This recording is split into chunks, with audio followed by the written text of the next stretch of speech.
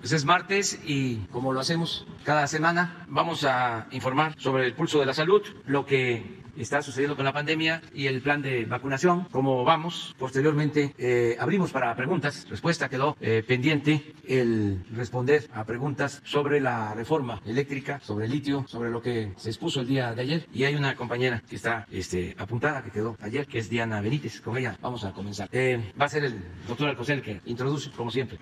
Muchas gracias, señor presidente. Muy buenos días a todas y todos ustedes. Los saludo con afecto. Informarles que seguimos con la actualización del tema de los medicamentos adquiridos para el sector salud, por el sector salud para nuestra población. Y de acuerdo a la demanda del sector salud, en la primera imagen, por favor, que consta de 1.840 claves, al día de ayer se han recibido 150.5 millones de piezas, equivalentes al 29% de las compradas. En la siguiente tabla se presentan las órdenes de suministro de insumos médicos para cada una de las instituciones. Así, hasta el 4 de octubre, la recepción era de 505.167.336 piezas, a lo que en la última semana se agregaron 14.933.467 piezas, derivadas, como ustedes ven, de 1.386 órdenes más de suministro generadas en la semana. En la tabla se muestra el total de piezas de enero al corte de hoy, de un total de 520.100.803 piezas. Y en la siguiente lámina pueden ustedes ver en porcentajes las piezas entregadas a las entidades federativas, y pongo como ejemplo esta información por parte del INSABI. De una demanda de 659 millones de piezas, se han generado en órdenes de suministro el 35%, y entregadas al almacén de los estados cerca de 42 millones, que corresponden al 18%, recordando que esta entrega todavía le falta un semestre para ser total. El reporte de las piezas recibidas por el estado es tan solo del 54%, y aquí llama la atención que la notificación ha sido lenta, pues tarda en ocasiones más de un mes. El inventario de los operadores logísticos del INSABI y de la coordinación de los institutos es de 17.715.771 piezas, de acuerdo al porcentaje que para cada una de estas operadores se muestra abajo a la izquierda. Por lo señalado, estamos revisando en forma particular esta situación, pues el retraso en tiempo de entrega a las farmacias hospitalarias una vez que están en el almacén de los estados, de lo que les he presentado, tarda en ocasiones mucho, y desde luego los centros de salud y los hospitales están en espera, y esto debe corregirse. Aquí les muestro en la siguiente, por favor, algunos incidentes reportados. En Oaxaca, como ven ustedes, el almacén estatal ha reportado su saturación. Otro ejemplo, en la siguiente y última lámina, es en Guerrero, donde el almacén está cerrado desde hace casi un mes, rechazando la recepción de más medicamentos e insumos de curación. Como pueden ustedes ver, o cuando menos se los señalo, algunos mensajes de respuesta ante la solicitud pueden ser, como por ejemplo, al momento nuestro almacén se encuentra saturado. Aún no es posible la entrega de medicamentos, y esto es lo importante que se ha podido ubicar en los dos estados señalados, el de Oaxaca y el de Guerrero. Muchas gracias. Pasando a otro tema de información, quiero informarles el cambio de sede de la Secretaría de Salud Federal en Acapulco, atendiendo al compromiso de gobierno número 54 del presidente Andrés Manuel López Obrador, que estableció que las Secretarías de Estado de la Administración Pública serían ubicadas físicamente a lo largo de la República Mexicana. La Secretaría de Salud inició su traslado a la ciudad de Acapulco, Guerrero, a partir del 3 de octubre del presente año, comenzando por sus titulares, los de la Subsecretaría de Prevención y Promoción de la Salud, de la Unidad de Análisis Económico, la Unidad de Administración y Finanzas, las oficinas del secretario y el INSABI. La reubicación del personal de las demás áreas será de manera voluntaria y progresiva. La nueva sede está ubicada en el edificio inteligente de gobierno sobre la avenida Costera, frente a la playa Hornos, en la ciudad de Acapulco, Guerrero. Y respecto al inmueble de Lieja, les informo que se trabaja en un convenio de colaboración con la Secretaría de Cultura para crear el Museo de la Salud, el cual en próximas fechas abrirá sus puertas a toda la población. En esta fase inicial se trasladaron, señalo, titulares, directores generales, directores de área, personas de confianza de mandos medios y superior, personas de base que solicitaron voluntariamente sumarse en esta etapa, y en total se cuenta en este cambio inicial la presencia de 100 personas y en una segunda etapa, hacia enero, se sumarán otras 200 personas de la Secretaría de Salud y de COFEPRIS, más 120 del INSABI. Al concluir el primer semestre de 2022, se habrán trasladado alrededor de 1.200 trabajadores y trabajadoras. Referente al traslado voluntario y progresivo, se trabaja en generar los apoyos correspondientes que merecen los trabajadores de los rubros en vivienda, salud, educación laboral y transporte. De acuerdo a la encuesta voluntaria que realizamos, a efecto de conocer el universo de personal con intención de cambio, 944, es decir, el 20.5% de 4.600 participantes respondieron afirmativamente a cambio de residencia. Aquellos trabajadores que no deseen o no puedan trasladarse de manera voluntaria tendrán la oportunidad de solicitar su cambio de adscripción. Se mantiene también el diálogo abierto con la Secretaría de Hacienda y Crédito Público para considerar a los trabajadores que deseen adherirse a un programa de retiro voluntario, considerando todos sus derechos de ley, e igualmente se considerará al personal que desee acelerar su proceso de jubilación. Para los apoyos en materia de vivienda, salud, educación, transporte, empleo, tanto a cónyuges y familiares, y beneficios adicionales de descuentos, se mantienen reuniones de trabajo con el FOBISTE, la SEP, la Secretaría de Comunicaciones y Transportes y el gobierno electo del Estado de Guerrero, así como los organismos reguladores de vivienda y educación en el Estado. La industria inmobiliaria de Acapulco se encuentra en la mejor disposición de evitar el incremento de costo de rentas o precio de inmuebles a la compra. El FOBISTE ya inició el beneficio para la compra de vivienda con 1,000 créditos directos para los trabajadores que decidan cambiar de residencia. Se continuará con acciones como esta para el personal que decida trasladarse al Estado de Guerrero. En coordinación con el gobierno electo y la Secretaría de Salud del Estado, el Hospital General de Renacimiento, Hospital General del Quemado y Hospital General CAPS Progreso, así como centros de salud, brindarán atención médica a los trabajadores de esta institución, a sus familiares en caso de alguna urgencia médica. Y finalmente, la Secretaría de Educación Pública ya ofreció facilidades para el traslado de los hijos e hijas del personal a los centros de educación básica y media superior en la ciudad de Acapulco. Muchas gracias. Presidente, muy buenos días. Secretarias, secretarios, director general, consejera. Muy buenos días, tengan todas y todos ustedes. Vamos a informar sobre el estado que guarda la epidemia de COVID-19 en México y el avance que tenemos ya muy importante de la vacunación contra COVID. Vamos a ver la primera imagen. Como hemos venido informando, tenemos ya la fortuna de que durante 10 semanas consecutivas, la tercera ola de la epidemia ha ido reduciendo su intensidad en todos los indicadores. En la gráfica lo que vemos ahora es los casos estimados y vemos que esta reducción cada una de las semanas se ha mantenido en cantidades importantes. En la más reciente, que es la comparación entre la semana 40 y la 39, redujimos 30% al inicio de la semana y es el tramo de reducción más sostenido que hemos tenido desde el inicio de la epidemia. Solamente el 1% de los casos son activos, todo lo demás es la cuenta histórica de las personas que fueron enfermas pero se han recuperado o desafortunadamente han perdido la vida. Y en la hospitalización, que es otro de los indicadores importantes, se siguen desocupando las unidades COVID en la medida en que hay menos pacientes por atender que aquellos que salen de alta. 78% es la reducción general, si consideramos el punto más alto de la epidemia en México, que fue la cresta de la segunda ola en la primera semana de este año, y hasta el momento es una reducción de 78%. Solamente una cuarta parte de las camas de hospitalización COVID, particularmente las que son de terapia intensiva, están ocupadas. 3/4 partes que fueron asignadas no están ocupadas y han sido dispuestas, por supuesto, para usarse para otros padecimientos.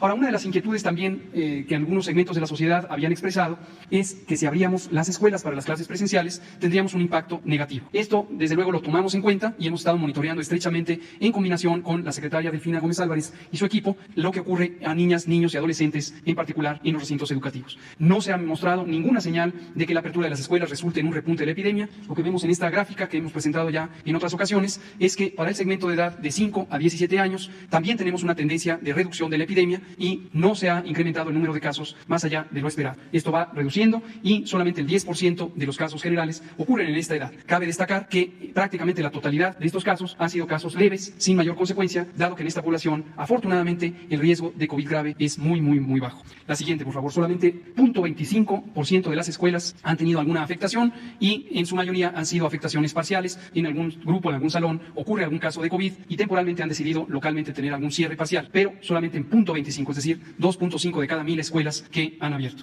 En la siguiente lo que vemos es el avance de la vacunación. Recordar que la meta que nos planteó el presidente y a la que hemos estado trabajando es al 31 de octubre tener toda la población adulta vacunada, al menos con la primera dosis. Esto lo vamos logrando. En este momento 25 de las 31 entidades federativas, más la Ciudad de México, tienen ya cubierta toda su población adulta mayor de 18 años. En todos los municipios se han instalado los puestos de vacunación. Recordar que la vacunación es voluntaria, por supuesto nadie debería ser forzado a vacunarse, pero en todos los municipios de esos 25 entidades federativas ya se han establecido los puestos de vacunación en más de una ronda para cubrir a todas las edades de 18 en adelante.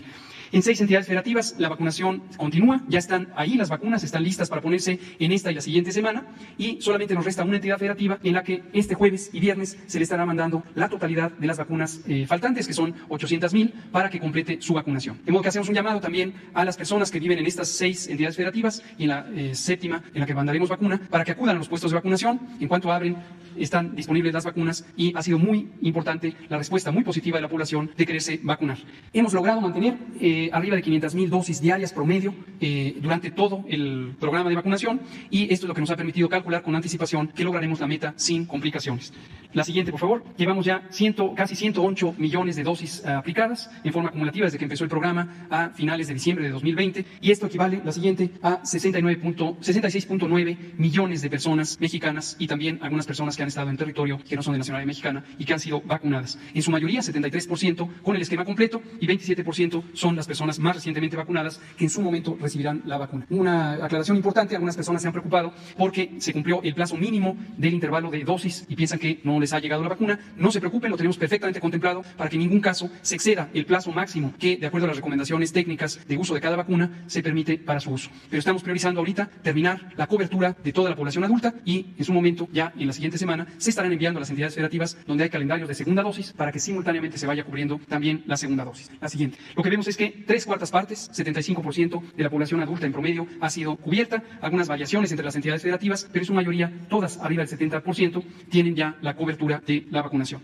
Y vemos que hemos recibido casi 124 millones de dosis de estas vacunas que se utilizan en México, 7 clases de vacuna que han sido recibidas y de manera inmediata utilizadas. En el calendario de la semana tenemos que hasta el momento se ha confirmado 594,000 dosis de la vacuna Pfizer, que llegarán mañana. Es posible que haya otras liberaciones de acuerdo al proceso técnico de COFEPRIS, y en su momento lo estaremos informando. Por último, quiero informar sobre la vacunación en niñas, niños y adolescentes que tienen comorbilidades, que tienen enfermedades crónicas que aumentan su riesgo de COVID grave. Como lo anunciamos hace ya varias semanas, abrimos este proceso de preregistro para vacunarles. Y es muy importante que el registro se complete en la medida en que las personas acudan al portal mivacuna.salud.gov.mx y se registren la comorbilidad que tienen. Eso nos facilita la organización de la vacunación para este segmento de la población. Y en este momento hemos recibido solamente casi 23,000 registros. Recordar que esperamos una población estimada de 1 millón o incluso hasta 1.500.000 niñas, niños, adolescentes con enfermedades crónicas, y es importante que se registren. Ese es el llamado que hacemos en la última imagen. El registro continúa, el registro está abierto ya desde hace 3 semanas, pero hasta el momento solamente 23,000 personas han sido registradas. Por favor, regístrense. Aquí aparece la lista de las enfermedades crónicas que son importantes a considerar para proteger a este grupo de edad tan importante. Muchas gracias. Con su permiso, señor presidente, muy buen día a todas y a todos. Sintetizando, aquí es donde vamos a llegar, 146 millones a fines de octubre, con lo cual la meta que fijó el señor presidente para el plan de vacunación está cubierta. La siguiente, muy brevemente, ¿qué números son en octubre? Lo principal es AstraZeneca, 20 millones, incluyendo los que se producen en base en México, 3 millones Pfizer, 4 millones CanSino, 2.5 millones Sputnik, con lo cual tenemos cubierto el mes de octubre aproximadamente 146 millones de dosis para el programa. Vale la pena destacar que aproximadamente el 35% de las vacunas, se recordarán ustedes que estábamos por los 20%, va aumentando envasadas en México, o envasadas y terminadas en México, y ese porcentaje va a seguir aumentando conforme AstraZeneca es más importante en el suministro contratado por México. ¿Sería cuánto, señor presidente? Con su permiso, señor presidente, para informar sobre la distribución de las vacunas. Del día 21 de septiembre al 8 de octubre se recibieron 14.841.894 dosis de este tipo de vacunas: Pfizer, AstraZeneca, Moderna, CanSino y Sputnik. Fueron concentradas a lo que es INCAM, Birmex y el Instituto Nacional de Virología para realizar la organización para su distribución. Estuvieron listas para distribución 14.464.684 dosis que realizamos, adelante por favor, la distribución el 24 de septiembre, el día viernes. Por vía aérea, 1.349.860 dosis. Se atendieron 8 estados, 2 rutas aéreas. La ruta 1 cubrió Tamaulipas, Nuevo León, Durango, Sinaloa, Sonora. La 2, Tabasco, Yucatán y Quintana Roo. Por vía terrestre, fue un total de dosis de 4.124.490. Se atendieron en INCAN a 3 entidades: Ciudad de México, Estado de México y Tlaxcala. Y en Birmex a 4, Ciudad de México, Hidalgo, Estado de México y Morelos. Y de Birmex se realizaron 4 rutas para cubrir 8 estados. La 1 para atender Michoacán y Nayarit, la 2 Jalisco, la 3 Guanajuato, Aguascalientes, San Luis Potosí, la ruta 4 Veracruz y Chiapas. Este día fue un total distribuido de 5.474.350 dosis. Adelante, el sábado 2 de octubre se distribuyeron vía aérea 500.170 dosis, se atendieron 8 estados, 2 rutas aéreas. La número 1 cubrió Nuevo León, Coahuila, Chihuahua, Sonora, Baja California. La ruta número 2, Oaxaca, Tabasco y Quintana Roo. Por vía terrestre, 3.820.470 274 dosis. Acudieron a INCAN dos entidades, Tlaxcala y Puebla, y a Birmex 6, Ciudad de México, Hidalgo, Estado de México, Morelos, Puebla y Tlaxcala. Y de Birmex se organizaron 6 rutas para atender a 12 entidades. La número 1, Jalisco, Michoacán; la 2, Nayarit y Sinaloa; la 3, Guanajuato, Aguascalientes; la 4, San Luis Potosí, Zacatecas y Durango; la 5, Chiapas y Veracruz; la 6, Guerrero. Adelante, por favor. El sábado 9 de octubre, por vía aérea se distribuyeron 638.470 dosis. Se atendieron 6 estados, 2 rutas aéreas. La número 1 hacia Coahuila, Chihuahua, Baja California y Sinaloa; la ruta 2, Tabasco y Campeche. Por vía terrestre, 4.031.220 vacunas. A INCAN acudieron Tlaxcala y Querétaro; a Birmex, Tlaxcala, Ciudad de México, Estado de México, Morelos, Querétaro y Puebla. De Birmex se organizaron 5 rutas: la 1 para cubrir Colima, Jalisco, Michoacán; la 2, Veracruz y Chiapas; la 3, Nayarit y Durango; la 4, Guerrero; la 5, Guanajuato, San Luis Potosí y Zacatecas. Adelante, aquí tenemos el resumen de la distribución del 24 de septiembre y los días 2 y 9 de octubre. Por vía aérea, 2.488.500 dosis. Por vía terrestre, 11.976.184 dosis. El total, 14.464.684 dosis distribuidas. Fueron distribuidas a las 31 entidades federativas. Se organizaron 97 movimientos terrestres con sus respectivas escoltas de seguridad del Ejército, de la Armada, de la Guardia Nacional. 28 movimientos aéreos, el igual número de operaciones aéreas por parte de la Fuerza Aérea Mexicana, cubriendo un total de 31 horas con 40 minutos en esta distribución. El total empleado fueron 2.934 hombres, 291 vehículos y 6 aeronaves para poder cubrir todas estas o todos los estados con las necesidades que tenían de vacunas. Es todo, señor presidente. Buenos días, señor presidente. Buenos días, compañeros de gabinete, medios de comunicación y personal que nos acompaña en esta transmisión. La intención es venir a dar precisamente la información acerca del regreso a escuelas, clases presenciales, en lo cual tenemos los siguientes datos. En lo que se refiere al número de escuelas abiertas, contamos ahorita con un total de 156.042 escuelas abiertas. En lo que se refiere a alumnos que han regresado a las aulas, son 16.414.404. Y en lo que se refiere a trabajadores de la educación que han regresado a las aulas, es 1.374.230. Cabe hacer el señalamiento de que si bien ahí se ha hecho un esfuerzo precisamente por este regreso, el nivel que todavía estamos trabajando y seguimos invitando a que ya regresen de manera presencial, aunque cabe señalar que sí lo hacen de manera mixta o híbrida, que algunos le llaman, pero que yo creo que sí es importante ya irse regresando o retornando a lo que es precisamente la nueva normalidad. Tenemos estados que están por debajo de la media en la apertura de universidades. Esto se refiere a un menos de 50% de lo que es su número de universidades. En el caso está Baja California Sur, Campeche, Ciudad de México, Colima, Durango, Guerrero, Hidalgo, Estado de México, Morelos, Nayarit, Nuevo León, Puebla y Querétaro. Y en los que están por arriba precisamente de lo que es la media de la apertura, que es más del 50%, está San Luis Potosí, Sonora, en la que sigue, por favor, y sería, Aguascalientes, Chiapas, Chihuahua, Coahuila, Guanajuato, Jalisco, Michoacán, Oaxaca, Quintana Roo, Sinaloa, Veracruz y Zacatecas. Aquí la única observación que quiero hacer son 2 cosas. Por un lado, agradecerles de verdad a los maestros, a los padres de familia que han trabajado de manera coordinada junto con precisamente Secretaría de Salud, y que eso ha permitido que efectivamente no existan esa situación de riesgos o de manifestaciones que de tanto que lo que se hablaba. Ha habido una muy buena respuesta de nuestros padres de familia en los protocolos de seguridad, así como de nuestros maestros. También quiero agradecer mucho a lo que es la parte de cuestión de los niños y los adolescentes, quienes han mostrado de verdad una responsabilidad y un compromiso y un gusto por regresar nuevamente a las instituciones. Sí hago la invitación, algunos, yo insisto, si bien están trabajando a través de los programas en línea, en Aprende en Casa, WhatsApp, que no han dejado de trabajar los niños y los maestros, sí hago una invitación muy especial a lo que es el estado de Hidalgo, de Baja California, de Guerrero, de Michoacán, de Nuevo León y de lo que es la parte de Baja California Sur, que todavía son los más bajos en cuanto a clases presenciales. Sí hago también me da mucho gusto que en el caso de Nuevo León y Michoacán, que esperamos que esta semana aumente el número de precisamente alumnos, porque los gobernadores han mostrado una disposición ahorita que entraron de volver a regreso a clases presenciales. Sería cuánto estamos a sus órdenes y seguimos trabajando en este regreso a clases. Muchas gracias. Bueno, pues esta es la exposición sobre la salud, el regreso a clases y la vacunación. Aprovecho para hacer un llamado, desde luego, a los que no se han vacunado todavía. Hay tiempo y dosis suficientes. Y es importante vacunarnos, protegernos. Ya quedó de manifiesto de que no hay efectos dañinos que se originen por la aplicación de la vacuna. Al contrario, si se está vacunado, se tiene protección. Eso está demostrado. Quienes se están enfermando, los contagios y los que llegan a hospitales. Y lo más triste, quienes pierden la vida en un porcentaje considerable son los no vacunados. Así de claro. Entonces, hay que protegernos. Nosotros no les recomendaríamos nada que les dañara, nada. nada absolutamente. Y pedirle a las autoridades municipales, a los gobernadores, para que en estos días que faltan, más de 2 semanas para terminar el mes de octubre, podamos entre todos cumplir con la meta de que se vacune a toda la población mayor de 18 años, aún con una dosis. Ya aquí se dio a conocer, hay vacunas suficientes en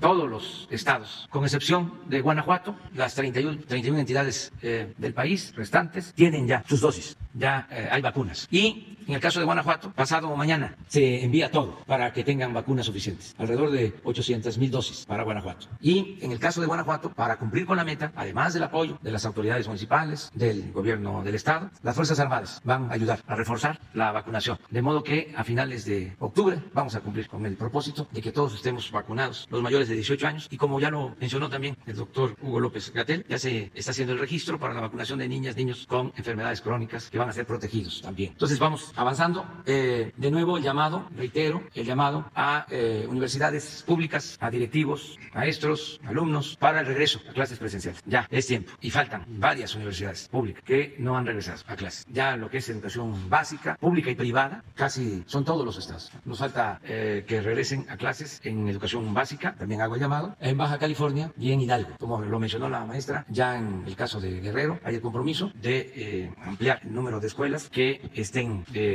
abiertas con maestras, con maestros y con alumnos. Y lo mismo en el caso de Nuevo León. Y eso es muy bueno. También ha quedado de manifiesto, porque la verdad siempre termina por imponerse. Ha quedado de manifiesto que no hay riesgos para los estudiantes, para los adolescentes, para las niñas, para los niños. Toda esta campaña que desataron de que se iban a enfermar las niñas, los niños, y que por eso no había que regresar, pues ya estamos viendo con hechos de que afortunadamente no hay contagios. Y esto es muy importante. Y agradecerle pues a todas las maestras, a los maestros, porque estamos hablando de más de 1 millón de trabajadores de la educación, maestras, maestros y personal administrativo de las escuelas. Y esto incluye también a escuelas privadas. Y es muy importante el que se esté regresando a la educación presencial, porque lo otro era apostar a la y a lo tóxico, a las deformaciones, a la manipulación que produce el estar tanto tiempo sometidos, subordinados a los aparatos electrónicos, en el caso de los niños y de los adolescentes, recibiendo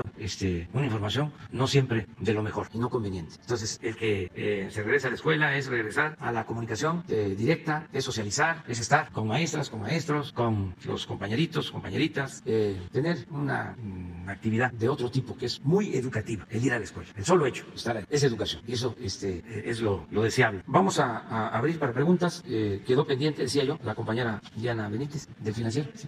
Funcionarios, quisiera preguntarle, ayer se reunió con el gobernador Alfonso Durazo. A su salida nos comentaba pues que acordaron que todas las acciones del gobierno federal se concentrarán directamente en el gobernador. Esto es muy similar a lo que planteó el sábado en Michoacán, donde decía pues que el nuevo gobernador va a ser su representante en el estado. Yo le preguntaría, ¿qué va a pasar entonces con los delegados del gobierno federal en estas entidades? Si se estaría perfilando eliminar esta figura o exactamente en qué consiste este acuerdo con los gobernadores, por favor. Bueno, se trata de reunirnos con todos los gobernadores que están entrando para ayudarlos, el que podamos trabajar de manera coordinada. Muchos están recibiendo sus gobiernos pues con déficit, con falta de recursos, tienen deudas de corto y de mediano y de largo plazo, y estamos haciendo el compromiso con ellos de ayudarlos para que se dé prioridad al pago de las nóminas, que no se retrasen los pagos a los trabajadores al servicio del Estado. Esto incluye desde luego a trabajadores de la salud, trabajadores de la educación y servidores públicos del gobierno. Entonces, que no falte el recurso para la nómina, el que también puedan ellos participar más en la coordinación de los programas de bienestar y en todas las acciones del gobierno federal en los estados. Por ejemplo, que el programa de mantenimiento de caminos del gobierno federal, que puedan ellos saber cuánto es el presupuesto, cómo se ejerce. En este caso, el propósito es que no se dependa de la delegación de la Secretaría de Comunicación, sino que ellos tengan más participación. Lo cierto es que no queremos ya que haya delegaciones de las dependencias federales, porque abundaban y se han ido quitando, pero todavía no terminamos de llevar a cabo esa reforma administrativa, porque hay delegaciones que no tienen razón de ser. Antes las usaban para dar premios de consolación política. Si alguien le iba mal en una elección, lo nombraban delegado del liste de un estado. En otros tiempos. Entonces, nosotros tenemos que ahorrar, y si los gobiernos de estados tienen secretarías de obras públicas y tienen secretarías de educación y secretarías de salud, que no haya duplicidad, que no haya dos estructuras. Al final de cuentas, nuestro objetivo es ayudar a la gente de manera directa, al ciudadano. Entonces, ¿quién lo hace? El gobierno de la República. pública, el gobierno de la cosa pública, que es el gobierno de todos. Entonces, es unirnos todos para atender al pueblo. Eso es lo que estamos haciendo en las reuniones. ¿Y esto sería con todos los gobernadores o solo en los casos de las administraciones morenistas? Entonces, ¿no implica tampoco que se elimine Vamos a empezar con los que están entrando y lo vamos a ir haciendo con todos. ¿Y entonces no implica la desaparición de los delegados que se encargan de los programas del bienestar? No, en el caso de los programas de bienestar se mantienen, pero los programas de bienestar pues se están llevando a cabo de manera directa. Y ahora que vamos a tener los bancos o las sucursales del Banco del Bienestar en todo el país, pues el adulto mayor va a tener su tarjeta y no va a necesitar más que ir al banco a sacar lo que por derecho y justicia le corresponde. Ya no va a haber intermediarios, que ese es el objetivo, porque antes no llegaba el apoyo, porque había muchos intermediarios. Se le daba dinero a las llamadas organizaciones no gubernamentales. Fíjense, no gubernamentales, pero recibían dinero. Se les daba dinero a las organizaciones sociales, a las llamadas organizaciones de la sociedad civil. Se les daba dinero a organizaciones campesinas, pero mucho. Había organizaciones campesinas que recibían pues 3, 5 mil millones de pesos al año. Ahí se lo dejo de tarea.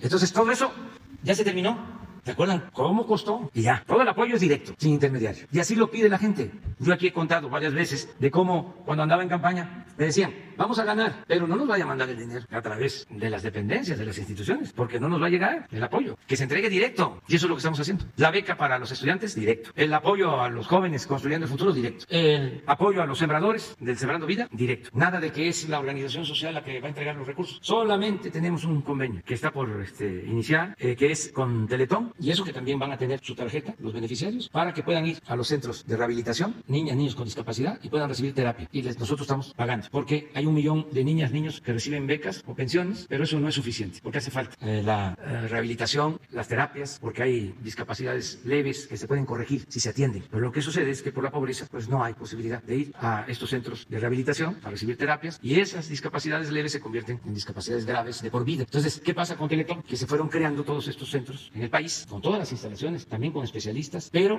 la operación de estos centros pues implica recursos y no tienen suficientes recursos para operar y están subutilizadas las instalaciones que podrían atender a más niñas, a más niños. Entonces, por eso, para que se aprovechen bien estas instalaciones, se hizo un convenio para que niñas y niños con problema de discapacidad puedan asistir, y de esta forma se ayuda para que sigan funcionando los centros de rehabilitación. En una segunda pregunta, presidente, pues a más de año y medio de la pandemia, ¿usted mantiene el mismo respaldo hacia el subsecretario Hugo López-Gatell? Si en algún momento ha habido un intento de renuncia por parte de él, o cuál es el balance que hace desde el manejo al que está Muy frente bien, al subsecretario. todo el equipo de salud. Miren, hay 2 gabinetes que ayudan mucho, que me han respaldado mucho. El gabinete de seguridad, que ha sido fundamental, porque todos los días nos reunimos de 6 a 7 de la mañana a atender el problema de la inseguridad y de la violencia, pero además con las Fuerzas Armadas hemos podido avanzar mucho, con la Secretaría de Marina, que nos está ayudando en los desasolves de los ríos, con dragas, para que no haya inundaciones. Imagínense lo que significa la tranquilidad que me da y que yo espero se comparta, de que los puertos que antes estaban tomados por la delincuencia de cuello blanco o delincuencia organizada ahora estén en manos de la Secretaría de Marina. Hace 2 años llegué a Cancún, me estaban esperando empresarios del turismo alarmados por el sargazo, de que se iba a arruinar toda la actividad turística de Quintana Roo, porque tenían un sistema un poco como el Fonden, de que todo era dinero, pero todo era corrupción. Entonces enviaban dinero a Quintana Roo para combatir el sargazo, pero se lo robaban. Era como las declaratorias de emergencia. Ahí estaban los proveedores merodeando en la Secretaría de Gobernación cada vez que había una inundación, que habían afectaciones, que habían pues damnificados los contratos. Proveedores de cáteres, de colchonetas, de láminas, de todo. Estaban ahí como en espera, como lagartos en boca de arroyo. Pues eso pasaba con el sargazo, y que iba a ser tremendo, que no iba a llegar ya la gente al Caribe. Les dije, no coincido con ustedes, hay soluciones. Y le pedí al almirante Ojeda que la Secretaría de Marina se hiciera cargo. Y se están fabricando sargaceras, ellos están armando embarcaciones especiales y se tienen limpias las playas. Se resolvió el problema. ¿Qué le puedo decir de la Secretaría de la Defensa? Imagínense encontrarme con cientos de ingenieros militares, profesionales, trabajadores, honestos. ¿Qué hubiese pasado si no se hace el aeropuerto de Texcoco y tenemos que licitar con empresas particulares que las dejaron echadas a perder? Ya lo hemos hablado, con honrosas excepciones. Empresas constructoras que tienen o tenían más abogados que ingenieros, porque todo era sacarle dinero al gobierno, mejor dicho, al pueblo, porque el presupuesto es dinero del pueblo. Quedarse con los anticipos, hacer mal las obras, como daban moche, ¿qué le podían exigir las autoridades? Hacían obras para que aguantaran entrega. Entonces nos encontramos con los ingenieros militares. Ya vamos a tener el aeropuerto el 21 de marzo. Estamos ahorrando 125,000 millones de pesos. Con ese ahorro estamos financiando como el 70% del Tren Maya.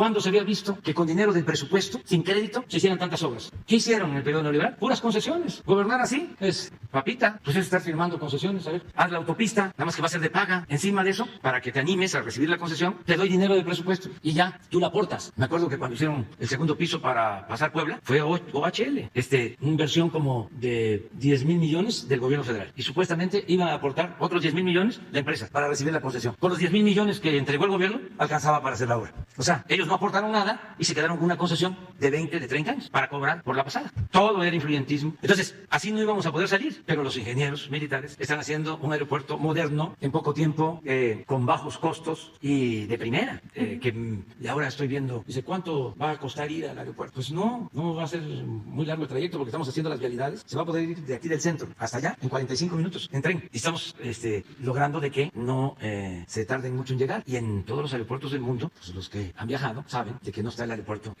muy cerca del centro. Que yo sepa, pues solo el de Washington, uno de los aeropuertos. Los dos que hay en Washington, hay uno que está como a una hora y media del centro, pero hay otro que está a 10, 15 minutos. Pero por lo general los aeropuertos pues, están distantes. Y no solo es eso. Imagínense que los ingenieros militares están construyendo 2,700 sucursales del Banco del Bienestar, que ya han construido cerca de 200 cuarteles para la Guardia Nacional. A ver, ¿por qué no pones la lámina de la distribución, así nada más de los medicamentos? ¿Cómo lo hubiésemos hecho? Pónganse en mis zapatos.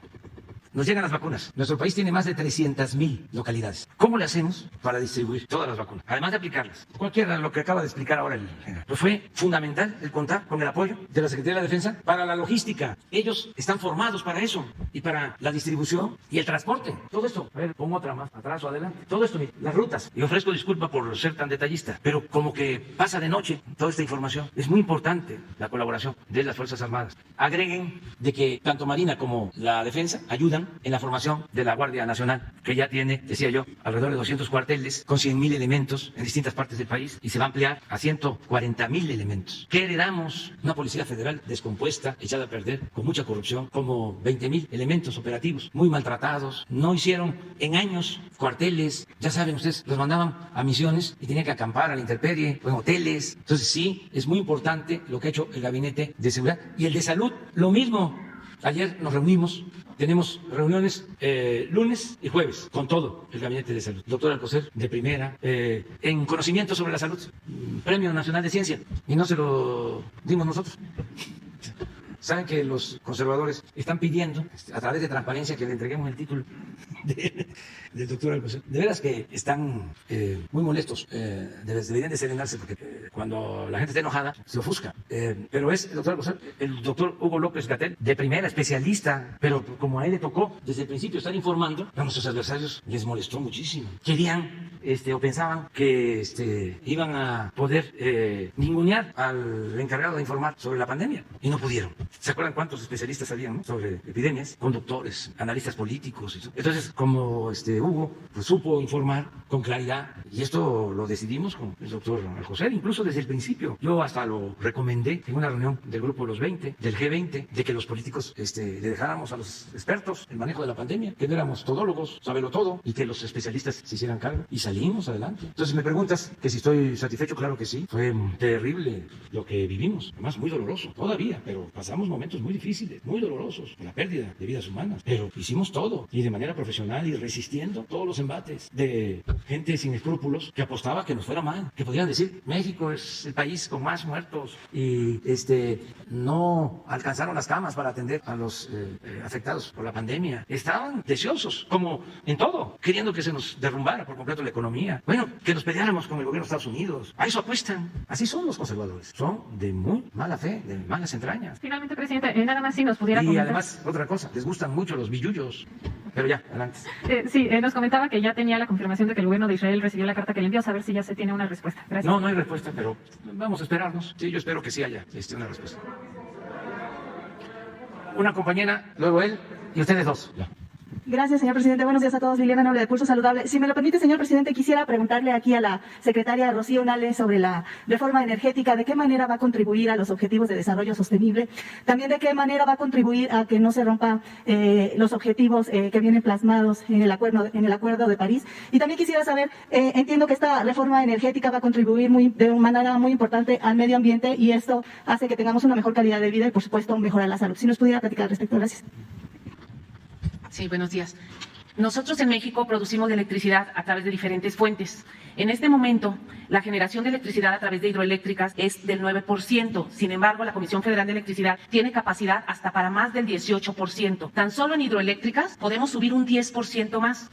Nosotros vamos a cumplir con todos los acuerdos que se ha firmado. El acuerdo de generar electricidad a través de la energía limpia, el 35% para el 2024, no tenemos problema para ello. En este momento tenemos el 32% de la infraestructura instalada para generar energía limpia, y la Comisión Federal de Electricidad también a través de sus plantas con eficiencia energética, porque también hay que hablar de este tema. La transición energética no solamente se lleva a cabo con diferentes tecnologías, sino también con la eficiencia energética.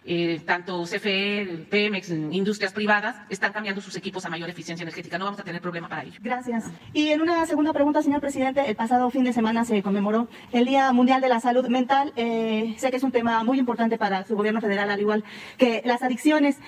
Nosotros en Pulso Saludable desde hace aproximadamente un año y medio hemos decidido tener una forma de apoyo al gobierno federal y hemos decidido tener una sección fija cada semana hablando de estos temas.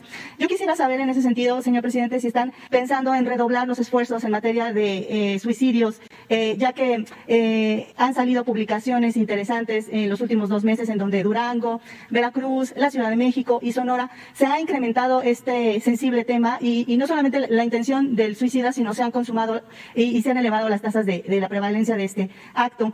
No sé si ustedes tienen algo adicional que estar pensando para redoblar estos esfuerzos. Mencionaba también en un Twitter muy interesante uno de sus colaboradores aquí presente que el tema de la salud mental es un tema de hacer ejercicio, de la alimentación y de, por supuesto, mantenerse alerta de todo lo que pase. No sé si de pronto Jesús también nos pudiera platicar al respecto. Gracias. Pues yo pienso que Hugo sería más sí, gracias. Sí, para responder.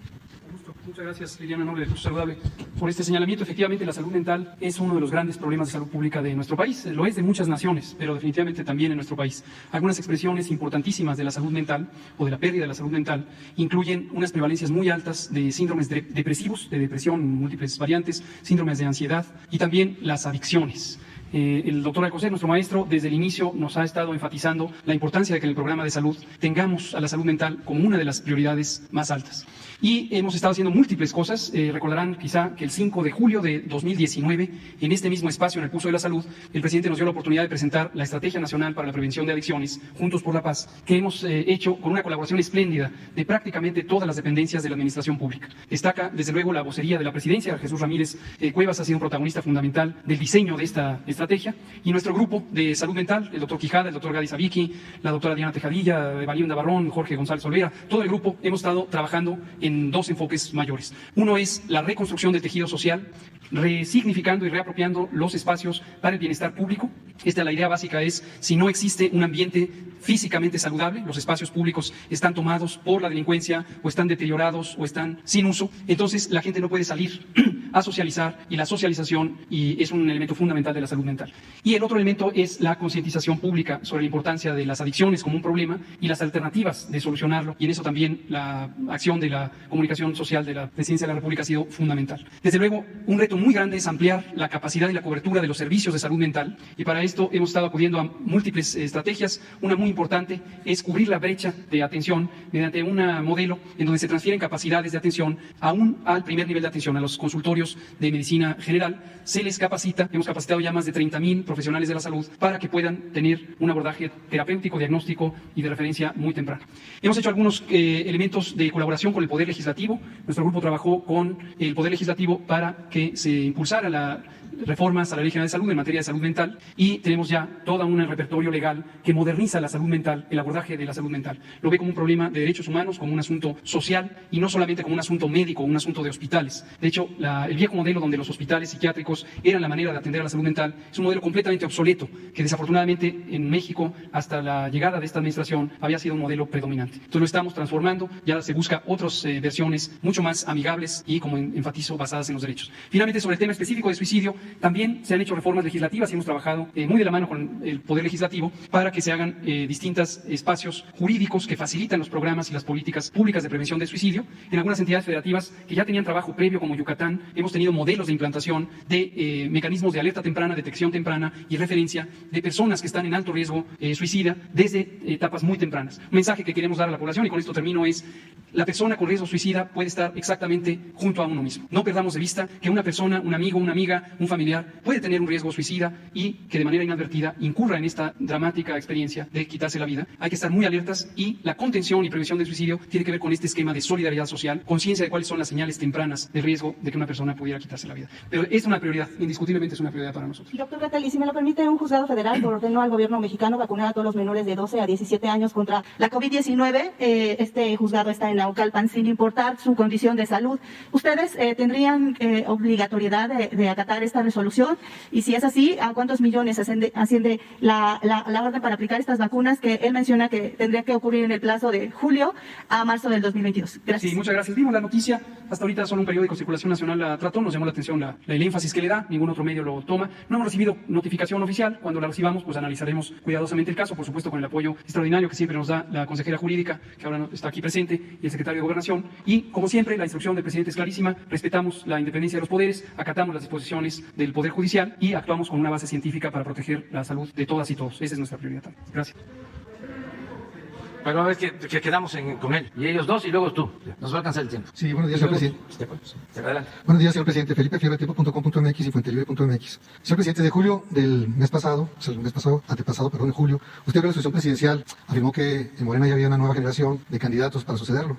Cito literalmente: primero hay que tomar en cuenta que es el pueblo quien va a decidir. Ahora el flanco progresista liberal hay muchísimos, como Claudia Sheinbaum, Marcelo Ebrard, Juan Ramón de la Fuente, Esteban Moctezuma, Tatiana Cloutier, Rocío Nale. Bueno, muchísimos. Afortunadamente hay relevo generacional. Sin embargo, con el paso del tiempo, los observadores políticos, los seguidores de Marcelo, de Ricardo Monreal, consideran que es claro que ya hay dos cargados a favor de Claudia Sheinbaum. Y hay un hecho significativo el miércoles pasado en la gira de Bienestar por Tláhuac, donde usted le levantó la mano y manda una señal que se entiende políticamente como que usted ya la está respaldando abiertamente para la sucesión. La pregunta es: ¿se puede afirmar que Claudia es su preferida para sucederla? Está buena la pregunta. Miren, no en este caso, sino de tiempo atrás. Yo siempre he respetado la voluntad de la gente, los deseos de la gente. No he actuado de manera antidemocrática en toda mi vida pública. Y me tocó fundar, como otros, mujeres y hombres, Morena. Y hubieron dos cosas que nos ayudaron mucho a resolver conflictos. Una, que se pueden hacer encuestas para elegir a los candidatos. Eso está en los estatutos de Morena. Se propuso esto porque se tenían que cuidar las elecciones de candidatos para que no metieran la mano quienes estaban en contra del movimiento de transformación. Me tocó, como dirigente opositor, enfrentar a gobernadores que ponían a los candidatos nuestros. Es decir, candidatos a modo. O sea, un gobernador en un estado controlaba todos los partidos y él decidía quién iba a ser candidato de cada partido y quién era el bueno. Y los otros iban de relleno o eran candidatos desconocidos, paleros. Entonces, esos gobernadores, cuando un partido de oposición decía: no, queremos poner un buen candidato y que sea la gente la que decida y que haya elecciones, pues esos gobernadores le daban a los candidatos que les convenían despensas y materiales de construcción para que repartieran, y en las elecciones ganaran, en las internas. Eso nos pasó en Guerrero, me acuerdo, allá como 1997, la primera vez que fue candidato a presidente municipal Seferino Torreblanca, 1997. Me acuerdo que el gobernador de entonces pues quería a otro candidato y ya le estaba entregando despensas y materiales de construcción. Yo era dirigente de ese partido y dijimos: no va a ser así. Y me acuerdo que Pablo Gómez fue delegado y él puso orden para que no se pusiera a un candidato débil y que ganara el candidato que quería el gobernador. Me acuerdo bien porque Seferino entonces ganó, desde entonces ganó, nada más que le hicieron fraude, como me dijo un campesino a mí en el 2006. Ganaste, pero no saliste desde entonces. De modo que el que sea hagan las encuestas es lo mejor.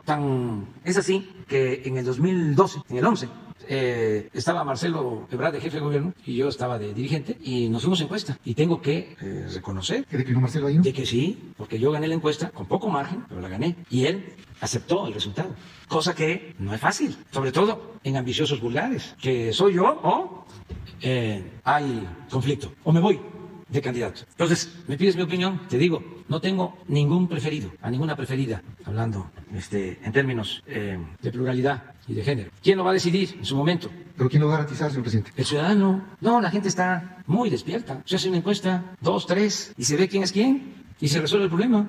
Y retomando ahí lo que acaba de mencionar. Eso es el método que yo considero más conveniente. Lo otro que logramos también, que está en estatuto y que evitó mucho conflicto, es el de que haya insaculación para los plurinominales, porque habían listas y quedaban siempre los achichincles, ¿no?, de los líderes familiares, los de las corrientes. Entonces, se resolvió el problema porque se inscriben, si hay 100, se hace, los técnicos dicen insaculación, pero se conoce más coloquialmente como sorteo. Y entonces, que saca el primer lugar y se queda segundo lugar. Eso es lo mejor. ¿Qué dicen los profesionales, entre comillas, de la política?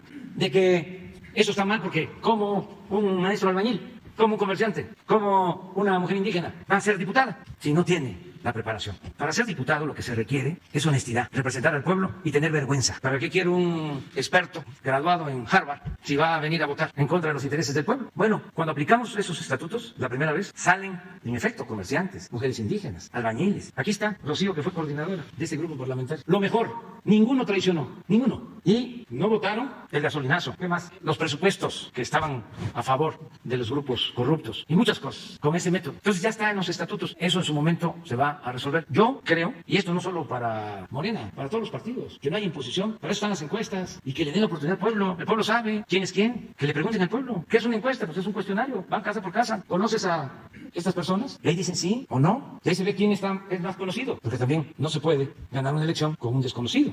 A ver quién es más conocido. Luego, segundo, no solo es que sea conocido, porque puede ser muy conocido, pero con mala fama. Viene la segunda pregunta. ¿Qué opinión tienes? ¿Es honesto? ¿Sí o no? Y ahí va la gente. Tercera pregunta. ¿Te gustaría que fuese el candidato a diputado, a senador, a gobernador, a presidente? ¿Sí? ¿No? ¿Quién sabe? Entonces, de ese resultado, ya se sabe. Eso es un método democrático. Lo otro, a ver, pongan casillas. Imagínense los conservadores. Van a querer un candidato a modo. Van a querer un candidato que les garantice que ya no va a haber transformación. Que van a volver por sus fueros, los corruptos. Ni que van a seguir las condonaciones de impuestos y que va a continuar el desmantelamiento de las empresas públicas como PEME, como la Comisión Federal de Electricidad. Eso es lo que quieren. Ahora con la reforma eléctrica los estoy viendo, así como estoy viendo los juegos de postemporada que están buenísimos, los que puedo ver, así los estoy fildeando a estos. Ya los estoy viendo cómo se están moviendo los jefes. Pero pueden andar allá en yates lujosísimos, lujosísimos. Ni se imagina la gente. Son yates que cuestan hasta $150 millones, que ni siquiera navegan en estos mares de México. Ya están allá en el Mar del Norte. Cuando atraca, llega a un muelle uno de estos yates mexicanos, sale toda la población de esos puertos a ver el barco y ahí se sabe que es de un mexicano. Tienen, por ejemplo, estabilizadores, porque puede estar el mar bravo, picado, con oleaje y no se mueve. Yo nunca he ido, pero he leído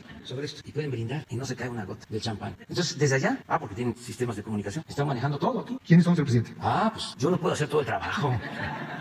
O sea, ¿y hay algún precandidato que ya se ha paseado en estos barcos? ¿Mande? ¿Hay algún precandidato que ya se haya paseado en estos barcos? No. Nosotros, o que tenga boleto. Afortunadamente, yo no debería estar tratando este asunto, pero afortunadamente yo estoy muy contento porque hay relevo generacional. Lo que dije, lo vuelvo a refrendar. Hay relevo generacional.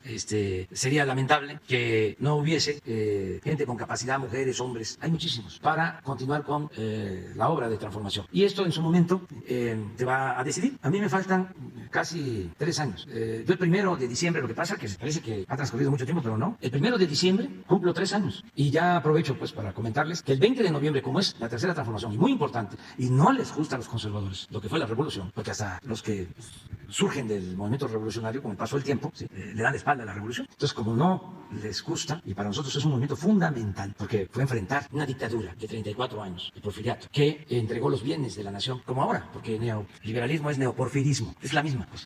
Porfirio entregó el petróleo, entregó los ferrocarriles, entregó las tierras, había peones acasillados, se reprimió a las comunidades indígenas para quitarles sus tierras, para quitarles sus aguas, para quitarles sus bosques, se privilegió a una minoría rapaz, se empobreció al pueblo. Pues por eso fue el movimiento revolucionario, y ese es el antecedente de la cuarta transformación, el antecedente inmediato. Entonces vamos a conmemorar este 20 de noviembre, un aniversario más de la revolución, Y se va a hacer como ya lo hicimos en una ocasión. Vamos a hacer un desfile, como se hizo la revolución. ¿Cómo se hizo la revolución? A caballo y en ferrocarril. Entonces van a ver algunos vagones de ferrocarril y el desfile va a ser a caballo. En otro tema, señor presidente. Y el día 1 de diciembre, que vamos a cumplir 3 años, ya lo decidimos, va a ser la concentración en el Zócalo. O sea, el 20 va a ser de noviembre el desfile y el día 1 yo voy a informar a la Nación. El día 1 de diciembre informo a la Nación desde el Zócalo. En otro tema, señor presidente, el problema de los gaseros, de los distribuidores de punto. Bueno, ayer circularon en las redes escenas donde hay piperos que están tirando gas y con una emisión enseguida y el riesgo que esto representaba, aparte de los bloqueos. El problema es que ellos quieren un incremento de 53 pesos por cada litro. ¿Cuál es la situación real y si no hay una manipulación detrás de esto que pretenda generar una inconformidad social o un conflicto social? No, creo yo que pase a mayores, ya se les está atendiendo, ya se tiene establecido el mecanismo del gas bienestar y lo podemos ampliar y no hay riesgo de desabasto. ¿Los gaseros se pueden incorporar al gas bienestar? Sí. El compromiso es que nosotros nos hagamos cargo del 51% del mercado, porque no había contrapeso. No es como en el caso de la distribución de las gasolinas o de la energía eléctrica. Ahí podemos garantizar nosotros que no hay aumento. En el gas no podíamos. Por eso se fue para arriba, porque 5 grandes empresas controlaban todo el gas, la distribución. Y lo controlan todavía. Sí. Entonces, por eso tomamos 2 decisiones. Primero, establecer precios máximos. Y segundo, crear gas bienestar. Pero lo del gas bienestar, decidimos que sea al 51% del mercado. Ya en Iztapalapa terminamos. Está funcionando y tenemos testimonios extraordinarios. Aquí aprovecho para decirlo y les pregunto a las familias, ¿cuánto les está durando el gas, el cilindro? Ahora, ahí dejo la pregunta, la suelto. Les está durando más porque son 20 kilos, son 30 kilos completos. Entonces la gente quiere más. Ya tenemos ese mecanismo para atender. Y pues hay protestas porque había la mala costumbre de extorsionar a la gente. Los gaseros, los distribuidores. En general, o sea, estamos enfrentando la corrupción de arriba para abajo. Como los gobernantes daban mal ejemplo, pues todos, no el pueblo. El pueblo siguió manteniendo sus valores. Eso es lo que nos salvó. Que hay una gran reserva de valores culturales, morales, espirituales en nuestro pueblo. Se dañó una parte de arriba, se corrompió, pero no todo. Y con esa reserva moral que hay en el pueblo, se va a regenerar la vida pública. Eso es lo que estamos haciendo. Por eso están enojados los de arriba, muy enojados, porque pensaban que así era. El que no tranza no avanza. Y que la moral era un árbol que daba moras. Ese es el enojo. Y hasta se les aplaudía. ¡Qué vivo saliste! ¡Qué audaz! ¿Cómo has progresado? Ya hasta tienes Ferraris, ya tienes tu departamento en Nueva York, ya tienes tu departamento en Miami, en Madrid, bueno, hasta yates. ¿Ustedes saben lo que es un yate de 120, 150 millones de dólares? Es una cosa espectacular y al mismo tiempo ofensiva. Es una ostentación ofensiva. Es parte de la descomposición que existe, no solo en México, en el mundo. De eso voy a hablar en la ONU, de la corrupción, en todas sus modalidades, porque eso es lo que ha originado la monstruosa desigualdad que existe en el mundo. Entonces, ¿cómo vamos a seguir con ese modelo de vida? Eso no nos conviene a nadie, menos estar fomentando esa forma de vida en los jóvenes, donde lo material es lo más importante y es triunfar a toda costa, sin escrúpulos. Eso no. Y el lujo barato y lo que es efímero, lo que produce felicidad efímera, no permanente. No hay cosa más importante que el amor al prójimo y el sentirse bien con uno mismo y con nuestra conciencia. Y no significa que la gente no tenga para sus necesidades básicas y para la diversión, pero que no se enajene y su Dios sea el dinero. Eso es lo que tenemos que hacer, porque no solo es buscar el bienestar material, sino el bienestar del alma, como decía Martín. Entonces tenemos que seguir con estos cambios. Hay cuestiones lamentables. Yo escribí en el libro 10 ejemplos de cómo se cometen crímenes por el dinero, cómo familias se destruyen por las herencias, por lo material, cómo la gente pierde su dignidad. Entonces es muy interesante lo que estamos viviendo ahora. Muchas gracias. Gracias, presidente. Buenos días, Shaila Rosagel, corresponsal del Grupo Gili, El Imparcial.com México, El Imparcial de Sonora, La Crónica de Mexicali y Frontera de Tijuana. Presidente, el gobierno de Sonora precisamente ha informado que recibió un gobierno totalmente en quiebra de la anterior administración de Claudia Pavlovich. El endeudamiento es de más de 22,000 millones de pesos. Incluso han indicado dificultades para el pago de nómina y un ISTESON en una crisis total, que es lo de seguridad para los trabajadores del Estado, con dificultad para el pago de las pensiones. ¿De qué forma Hacienda Federal revisa la situación financiera de los gobiernos para evitar que a término de las administraciones haya este tipo de problemas? Eso sería lo primero. También preguntarle sobre la reunión que sostuvo ayer con el gobernador Alfonso Durazo. ¿Qué información le dio? ¿Qué información tiene usted sobre las finanzas públicas de Sonora? O sea, aparte de esto que le estoy comentando, si tiene otra información. Y también el gobernador Alfonso Durazo comentó a su salida de la reunión que hay avances para el plan de justicia para Cananea. Preguntarle si ya tiene usted una fecha de su visita a Cananea y cuál será el logro más importante que usted espera tener en este plan. Bueno, vamos a ir a Cananea y va a asistir todo el gabinete del gobierno federal, todos los que estamos aquí y otros servidores públicos. Todos vamos a Cananea en noviembre. No sé exactamente la fecha, creo que es la primera quincena de noviembre. Vamos a Cananea. Sí, regresando de la ONU, sí, creo que en esa fecha. Yo creo que mañana podemos ya decirles cuánto. Va a haber una reunión de todo el gabinete del gobierno federal con el gobernador en Cananea. Ya llegamos a ese acuerdo. Y sobre las finanzas, pues estamos ayudando porque son herencias. La gobernadora recibió también una situación económica difícil. Acuérdense que el anterior gobernador estuvo hasta en la cárcel, acusado también de corrupción. Guillermo Padres. Sí, ¿verdad? Sí. ¿Y luego estuvo quién? ¿Antes de Padres? Sí, no, después. Ya entró ella, sí. Entró Claudia. Entonces ya son problemas que se vienen arrastrando en las finanzas de los estados y se fomentó mucho cuando les ofrecían en Hacienda para apoyar a las empresas constructoras, les ofrecían que si aceptaban una obra con los sistemas estos de APPs, es Asociación Pública Privada, empresas vinculadas a funcionarios, si aceptaban, ellos les aprobaban en Hacienda y les hacían los descuentos de sus participaciones. Entonces, ¿qué sucedió en muchos casos? Les descontaban sus participaciones y ya no les alcanzaba, a veces ni para pagar la nómina, porque esas obras las cobraban 3, 4, 5 veces más de su costo. Una gran corrupción. Hablaban de Hacienda a los estados para recomendarte, ¿quieres hacer un hospital con una asociación pública privada? Está esta empresa, haces el hospital. Claro, carísimo. Un hospital que podía construirse en 500 millones, lo cobraban en 1.500. Pero además, no solo la construcción era cara, sino el financiamiento. Por ejemplo, el hospital de Zumpango, en el Estado de México, que fue así. O el de Iztapaluca, año con año, tienen que pagarse. En uno es un señor que era muy cercano, constructor de Tamaulipas, que llegó al Estado de México. Higa Hinojosa. Es en el caso de Zumpango. Y en el caso de Iztapaluca, el cuñado de Salinas, de Gortari. Que el otro cuñado de Gerard, Hipólito Gerard, era el subsecretario de Hacienda.